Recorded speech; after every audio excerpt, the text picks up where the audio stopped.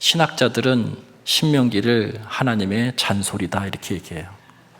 왜 그러냐면 지금부터 이후의 34장까지는요 똑같은 얘기를 계속 반복하는 거예요. 여러분 신명기 예를 들자면 6장 4절부터 9절까지의 쉐마 이스라엘, 들어라 이스라엘아 너는 마음을 다하고 뜻을 다하고 힘을 다하여 내 하나님을 사랑하라. 9장에도 똑같이 나오고요. 그것을 풀어서 이 이후에도 계속 반복적으로 나와요.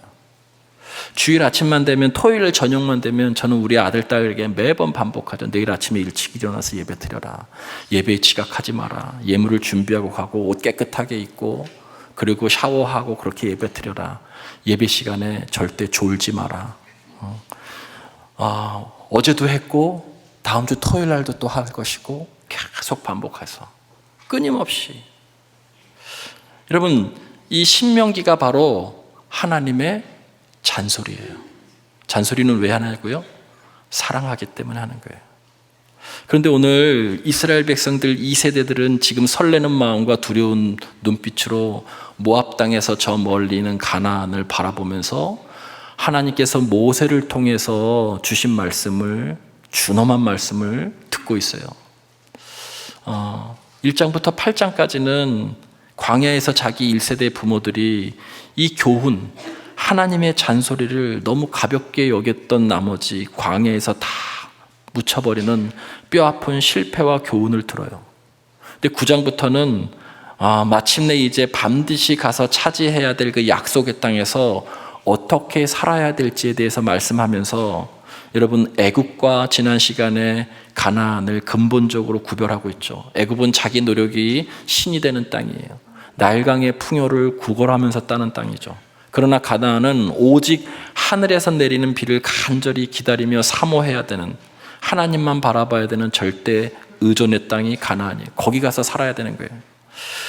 12장 1절 말씀이 오늘 핵심 말씀입니다. 그곳에 가서 해야 될 것 중에 너희가 평생에 지켜 행할 규례와 법도는 이러하니라.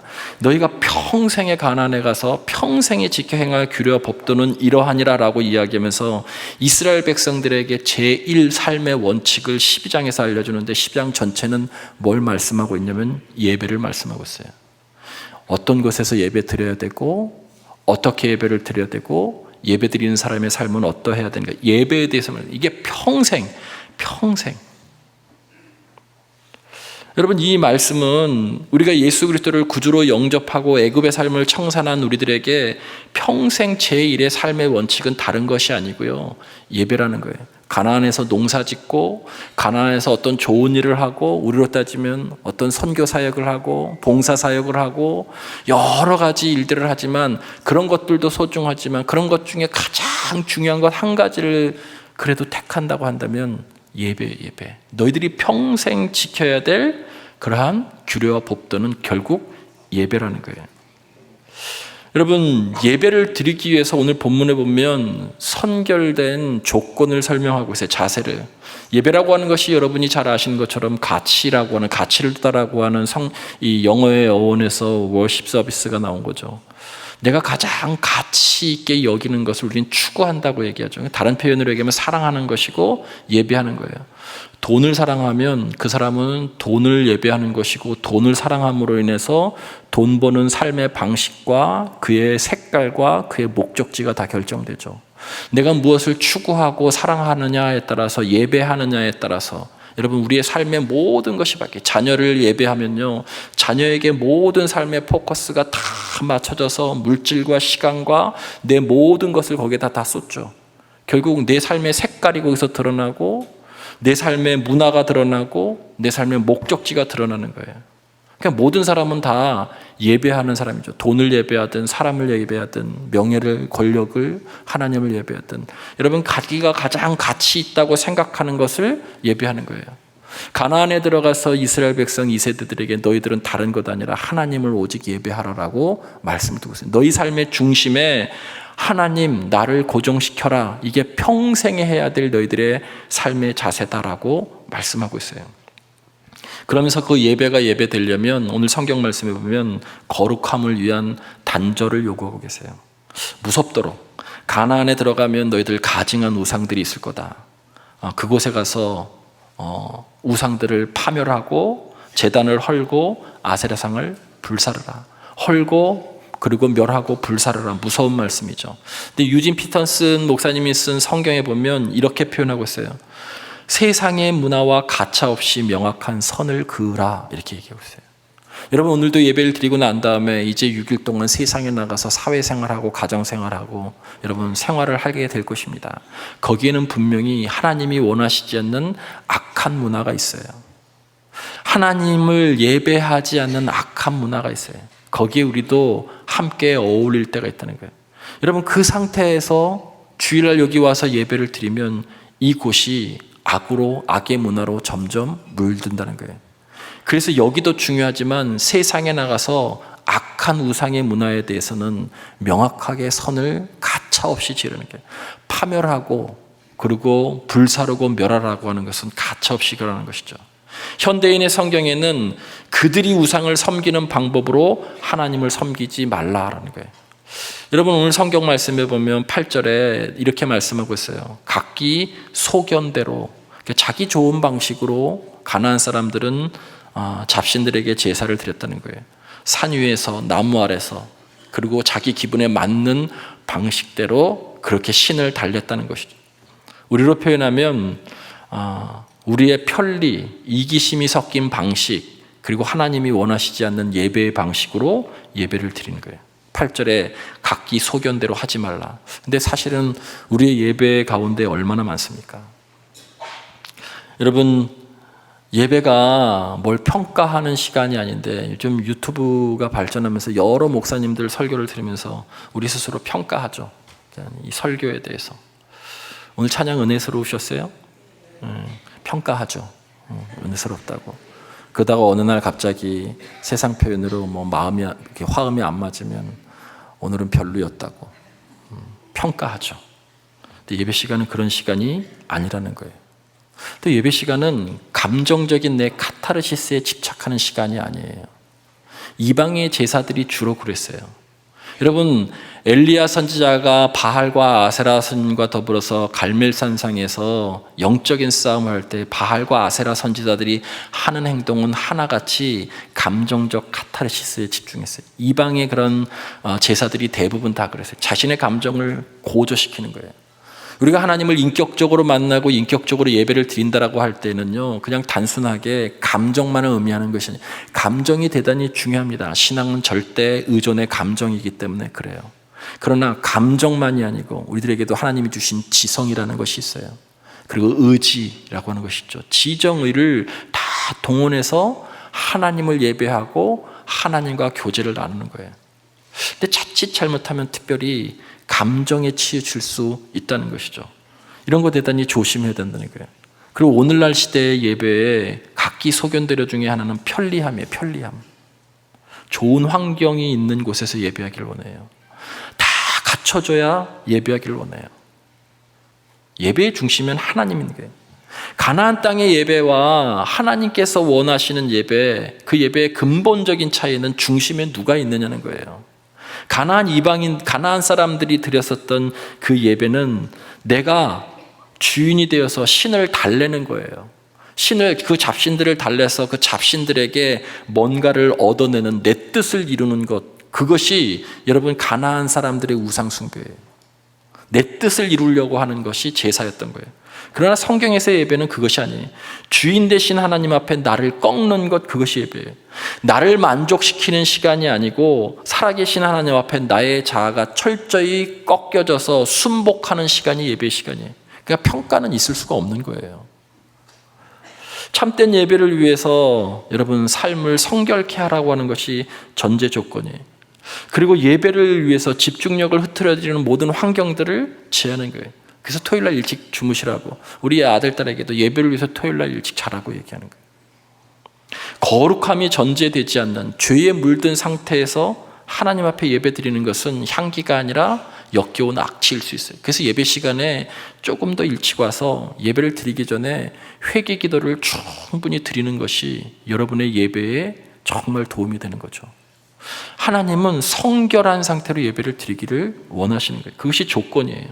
자, 그러면서 예배의 세 가지, 예배에 반드시 있어야 될 것을 오늘 12장 전체에서 이야기하고 있는데, 특별히 첫 번째는 예배의 장소의 5절이에요. 5절.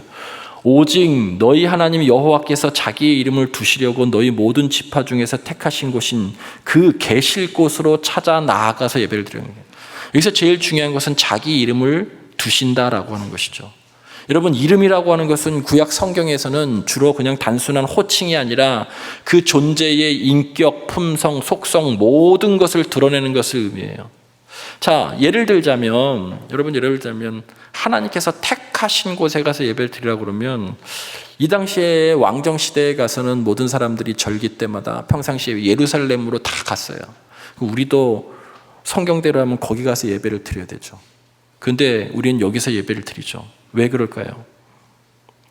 당신의 이름을 두시려고. 당신의 이름, 하나님의 속성, 성품, 품성이 있는 곳, 그곳이 중요한 거예요. 여기가 예루살렘 성전이 아니다 할지라도 하나님의 이름, 하나님의 성품, 하나님의 사랑과 공의와 자비와 거룩하심이 이곳에 있으면 하나님이 택하신 곳이라는 거예요. 우리들에게 적용하면, 제가 여러분에게 하나님의 말씀을 대언하는 이 설교 속에 하나님의 성품이 드러나느냐? 하나님이 거기 계신다는 거예요. 우리가 올려드린 찬양 속에, 연주 속에, 여러분의 찬송 속에, 기도 속에, 대표 기도 속에 하나님의 거룩하심이, 하나님의 사랑이, 하나님의 자비가 드러나는 곳, 하나님의 이름이 있는 곳, 드러나는 그곳에 하나님이 거기에 임재하신다는 거예요. 그러니까 공간보다 더 중요한 것이 하나님의 이름이 그곳에 있느냐라고 하는 것이죠. 여러분, 우리의 예배에, 우리의 설교에, 우리의 찬송에 그것이 있느냐는 것이죠. 그것이 오늘 여기에서 말씀하고 있는 하나님의 이름을 두신 곳으로 찾아가서라는 뜻이에요. 둘째는 예물을 통해 나의 주인이 누구인가를 분명히 고백하는 것이 예배에 평생 해야 될 거예요. 6절 말씀입니다. 6절에 번제, 11조, 거제, 서원제 등 수많은 제물을 그리로 가져다가 드리고 라고 명령하고 있어요.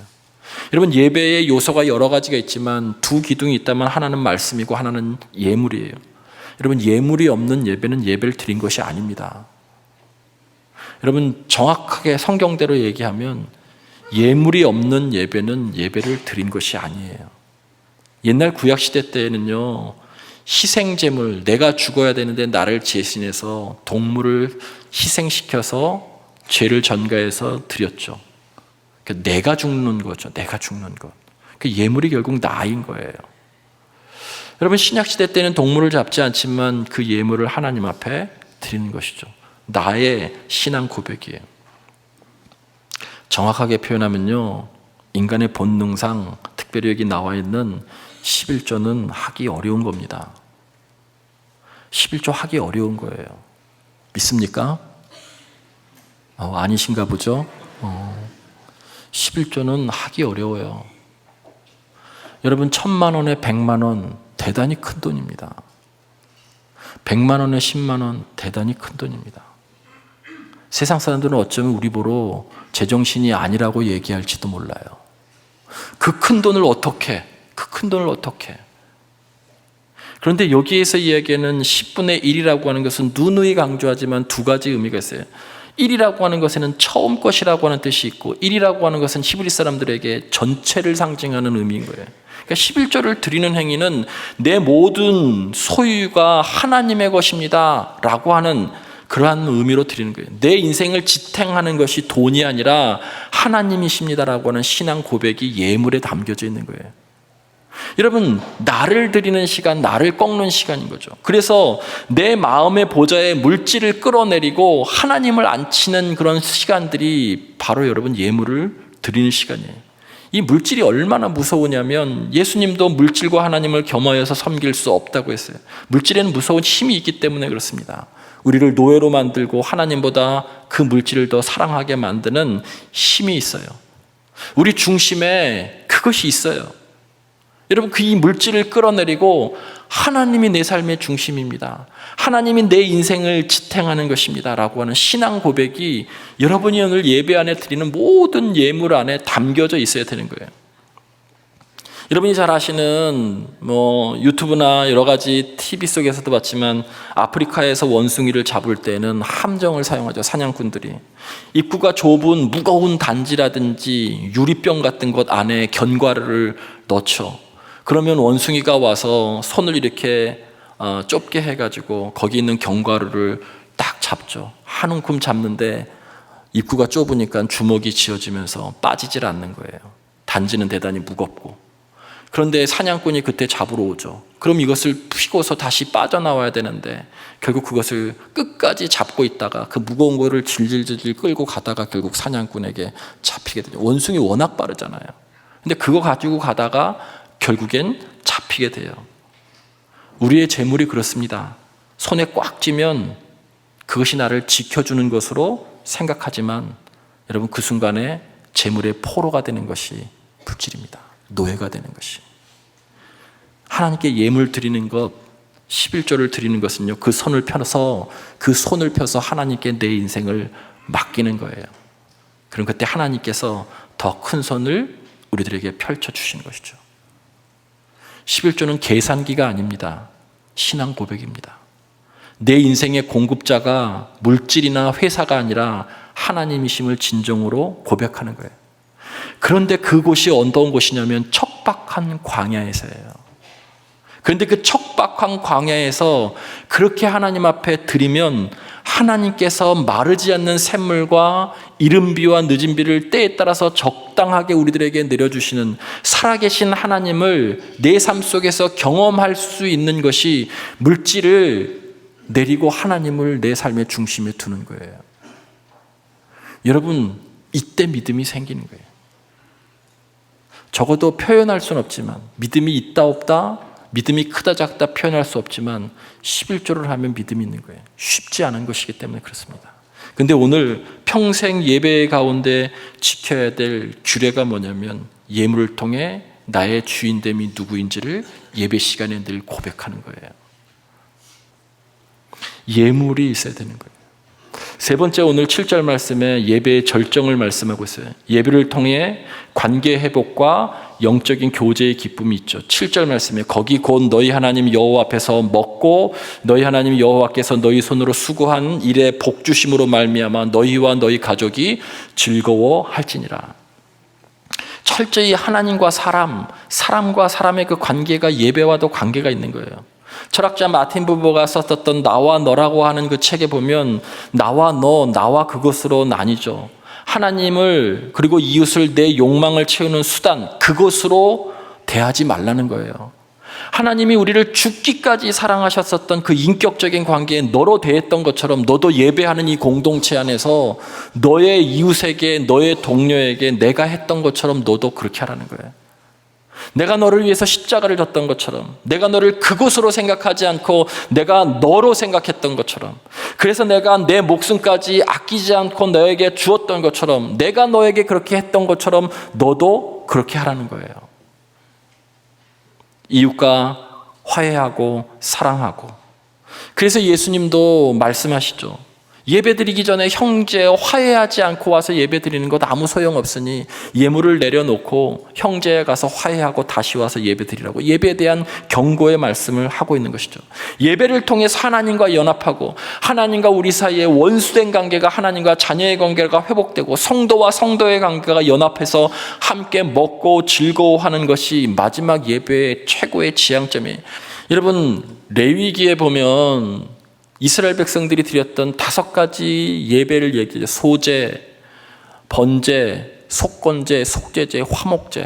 특별히 이 화목제라고 하는 것을 우리가 예수님이 우리를 위해서 화목제 되어주셨다고 얘기하죠. 여러분, 화목제의 규례에 보면 레위기 7장 15절에 이렇게 말씀하고 있어요. 너희들이 화목제를 감사함으로 드릴 때 너희들이 드렸었던 희생제물, 여러분 소를 잡았으면, 한 가정에서 예배를 드리기 위해서 소를 잡았으면 그것을 그날 안에 다 예배드리고 난 그 고기를 그날 안에 다 먹으라는 거예요.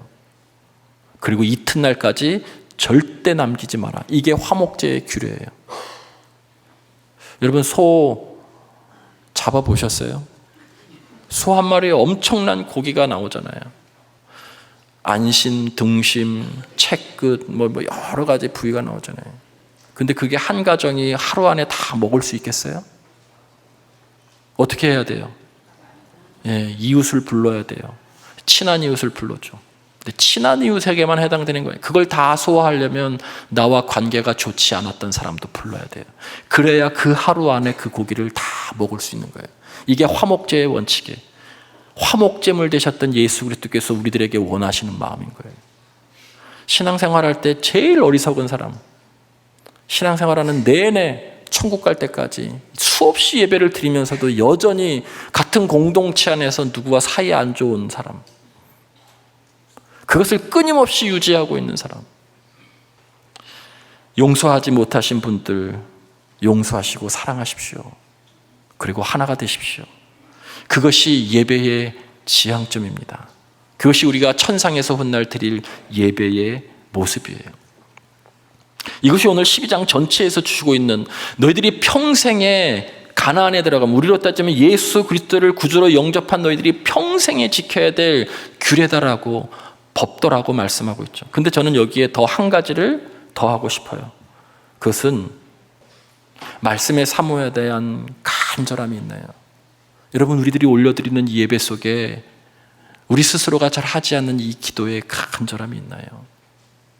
하나님 앞에 우리가 우리가 부르는 찬양을 부를 때 정말 간절한 신앙 고백에서 찬양을 올려드리고 있나요?